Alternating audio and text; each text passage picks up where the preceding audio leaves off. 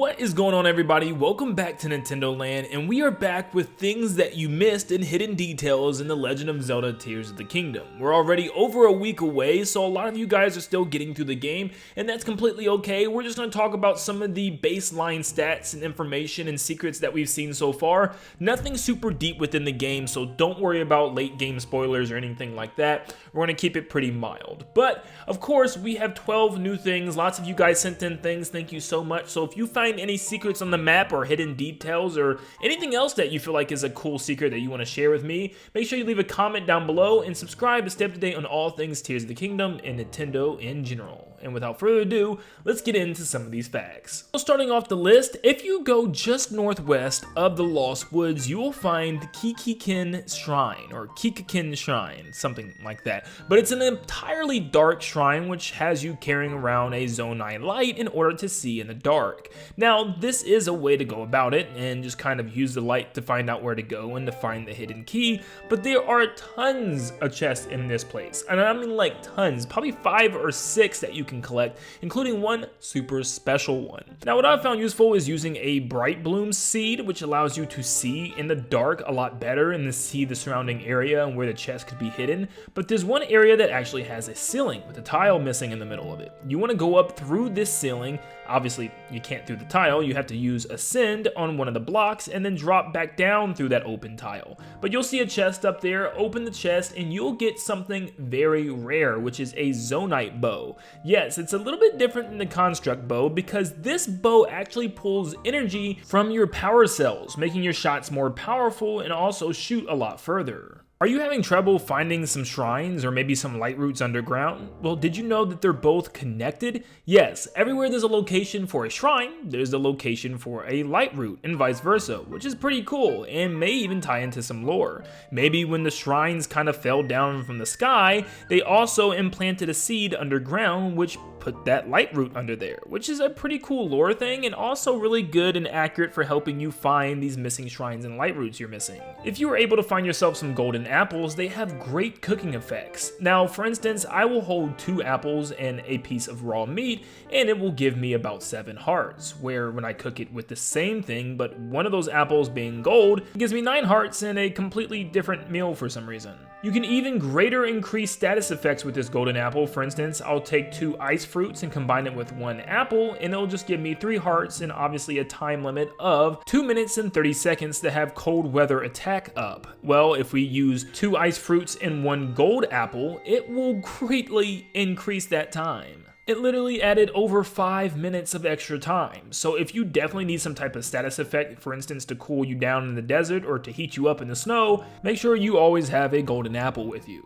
Something really cool is you can actually find the Divine Beast masks in this game, and they're very hard to find and they're in hidden areas, but I was actually able to find the Vametto Divine Helm, and when you wear it, something cool happens if you have the Ghost of the Champions with you. Your mask corresponds to that champion. For instance, my Vametto mask goes with the Rito champion 10doland, where he gets a helm as well, and it's the helm of the sages for each of the champions, which is really cool. So depending on what mask you have, it will correspond with that champion and that sage, which is a really nice touch. If you really need a picture of a certain weapon, for instance one of the special weapons from the champions, don't worry, you can also take a picture of them when they're with you during these story missions, but you can also take a picture of that weapon on their ghost. They just are very camera shy, and as soon as you pull out their camera, they'll try to run away. Probably because they know you're trying to take a picture in front, and they just don't want to get in your way. I've talked about this before, but if you go to the Zonite Shrine in Hyrule Ridge, you'll come across this area with tons of apple trees. And last time I talked about how this is where you get golden apples. But something I didn't talk about is this is where you can find a new enemy in this game. Depending on where you've been in your adventure, you may or may not have come across the Evermeans, which are trees that are sentient. Yeah, they'll pop up and try to hit you, but if you have any type of big sword or axe, you can do 1 slice and they'll die immediately, dropping all their apples and content. And lots of them have more than just apples. They drop certain bugs and stuff for you to collect, and the animals and whatever falls off of it actually sits on the tree's log for a while, allowing you to capture them, like squirrels and acorns and stuff like that, and even beetles, which is pretty cool. But that's not the only fact I have to share with you with this location. There's a really cool way to farm in this game. You can find fruits and anything you want in a specific area a lot quicker. For instance, I want to collect a lot of apples here, and going from tree to tree or even chopping them down is going to take a very long time. So all you need is the brand new Ultra Hand ability and also the hidden ability Auto Build. But first we're going to use Ultra Hand. What we're going to do is take some apples and start sticking them together with Ultra Hand and just attaching a whole bunch until they're like a big bouncy ball of clumped apples.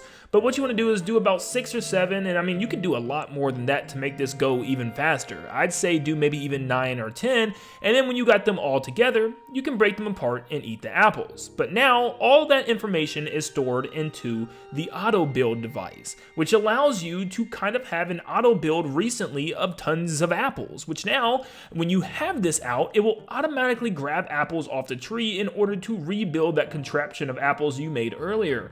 So all you have to do is run around the forest holding this thing up in the air and it'll grab apples off the tree as you go along, making farming extremely easy, and you don't have to pay a single thing for it. There are a lot of duplication glitches out there, and you guys knew this would appear eventually. Well, today I just want to focus on one of them, and this is one that you can do if you have 2 bows. Now there's some easier versions, but I thought I would just share this one because it's pretty cool and it was the first one that was ever found in Tears of the Kingdom.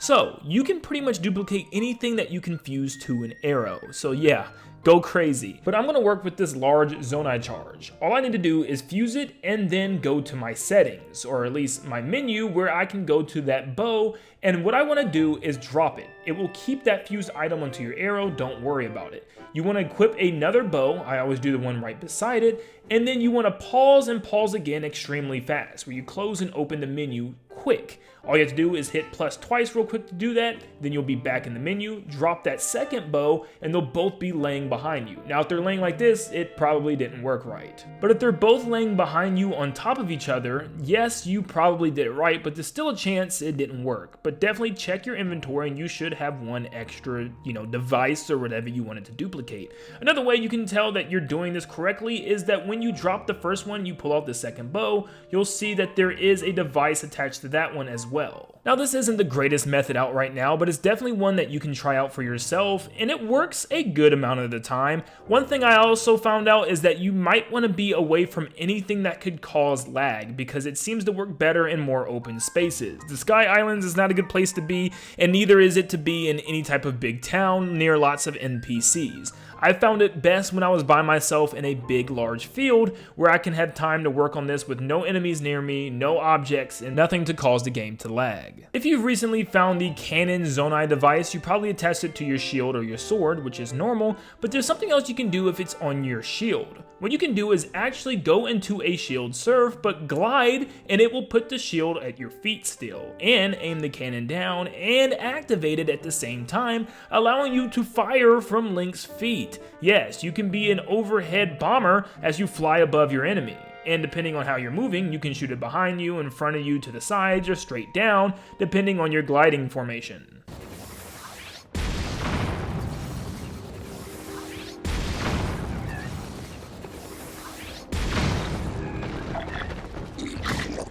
And why not finish this up with some more shield attachments? One you can do is the glider. What it'll actually allow you to do is when you do a shield surf hop, it will allow you to hop in the air a lot higher, giving Link a higher jump.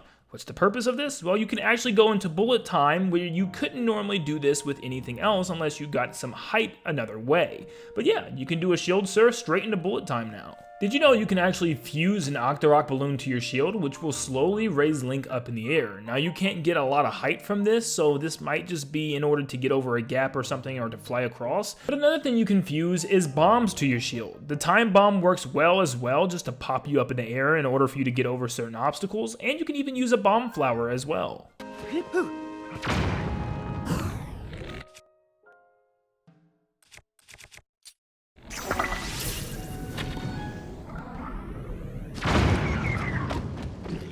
And last but not least, you probably know about a Dazzle Fruit. If you throw it or shoot it at an enemy, it will completely blind them, making them drop all their weapons right beside them where you can go pick it up and leave, or attack them violently. But another really cool way to do this is to attach it to your shield and do a shield surf hop right onto the shield in order to pop it around a giant group of enemies. This of course will let you take out enemies in style. And that was 12, well technically 13 facts, I'm sorry, I had to add an extra one, that you probably didn't know. Thank you so much for tuning in, and make sure you leave a like and subscribe if you found a lot of this information useful and cool. And if you want to share any information, make sure you comment them down below and leave a like and subscribe to stay up to date on all things Tears of the Kingdom and Nintendo in general. And like always, I'll see you all on the next one. See you guys.